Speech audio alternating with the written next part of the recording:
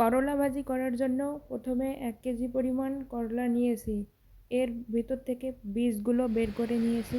নিয়ে এগুলো সাইজভাবে কেটে ধুয়ে রান্না করতে হবে। করলাগুলো আগে ধুয়ে নিয়ে বীজ বের করতে হবে।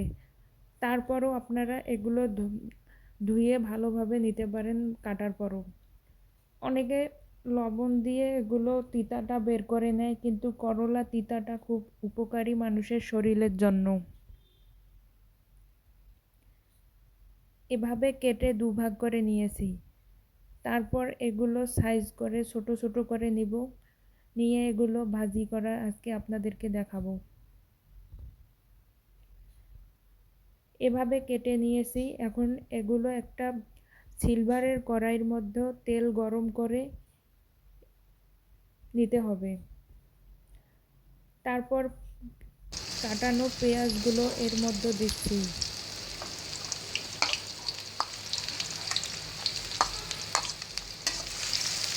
পেঁয়াজগুলো তেলের মধ্যে ভালোভাবে ভেজে নিতে হবে।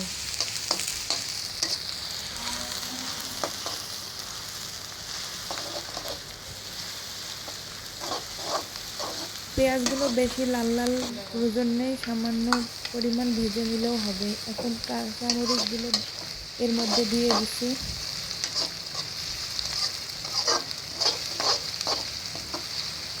কাঁচামরিচ দুভাগ করে এই ভাজির মধ্যে দিচ্ছি।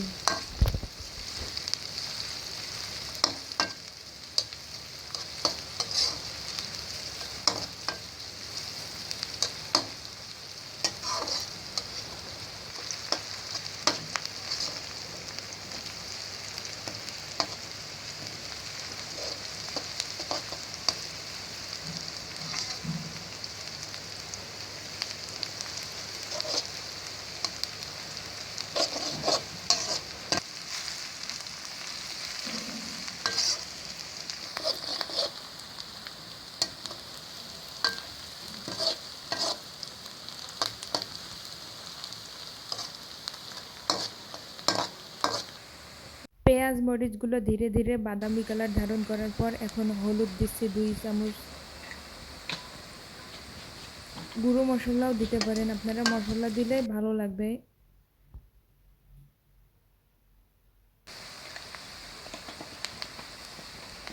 হলুদটা দেওয়ার পর কিছুক্ষণ নাড়তে হবে ভালোভাবে। হলুদটা যখন ভেজে নেওয়া হবে তারপর করলাগুলো আস্তে আস্তে ঢেলে দিতে হবে এর মধ্যে। করলাগুলো কেটে নেওয়ার পরও ভালোভাবে ধুয়েছি। এখন কিছুটা পানি আছে, পানি দেবো না, কারণ তেলে এগুলো হালকা আঁচে ভাজি করতে হবে। পানি দিলে অনেকটা গেদগেদে লাগে।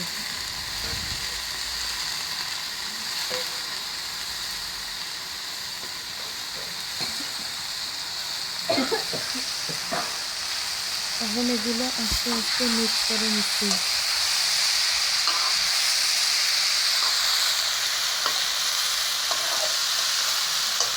অনেকে করলা ভাজি করে মাছ মাংস সব কিছুর সাথে দিয়ে খায়, ভাজি কেউ করে না, লম্বা লম্বা মোটা মোটা বিভিন্নভাবে করে থাকে, কিন্তু এভাবে করলা ভাজি করলে খেতে অত্যন্ত ভালো লাগে।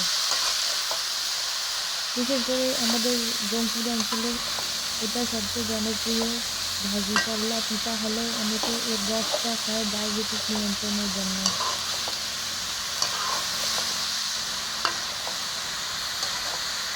যারা এভাবে রান্না করতে চান এভাবে রান্না করে দেখবেন যে এভাবে ভাজি করলে খুব ভালো লাগে করলা। এখন 3-4 মিনিট পরিমাণ দিচ্ছি লবণ। লবণটা শুরুতে দিলে এগুলো শুকিয়ে যাবে, ভাজাটা কম হবে, তাই সবার শেষে লবণ দিতে হবে।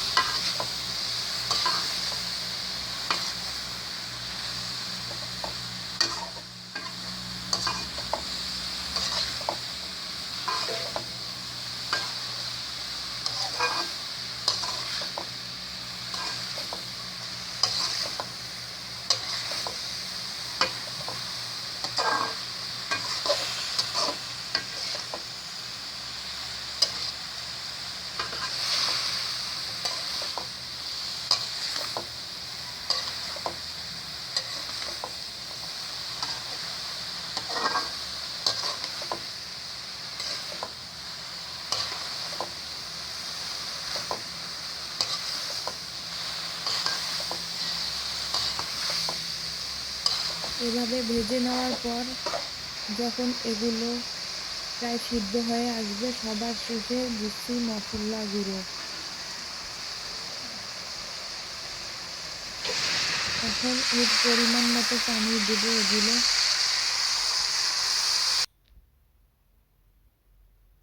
সবার শেষে পানি দিলে আগে সিদ্ধ হলে জিনিসটা ভালো লাগে খাইতে।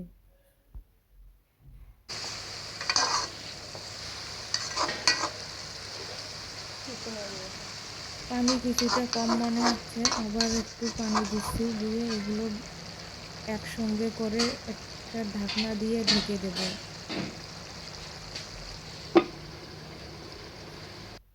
ঢাকনা দিয়ে প্রায় 30 মিনিট জাল করে নেওয়ার পর ঠিক এরকম কালার আসবে।